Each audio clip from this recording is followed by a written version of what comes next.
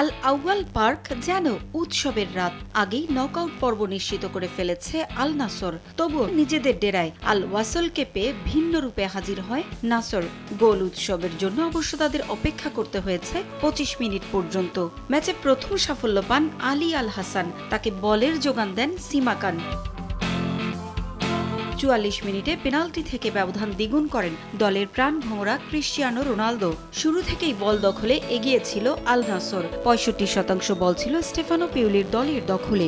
৭৮ মিনিটে আবারও উৎসব আউয়াল পার্কে। হাজার গোলের মাইল ফলকের পথে থাকা পর্তুগিজ তারকা ক্রিশ্চিয়ানো রোনালদোর গোল মানেই যেন সমর্থকদের হৃদয়ে ভালোবাসা ছুঁয়ে যাওয়া। এক একটি গোল আর ভক্তরা বসে যান হিসাব নিকাশে। ক্লাব ও জাতীয় দল মিলিয়ে এবার রোনালদোর গোল হল ৯২৩টি।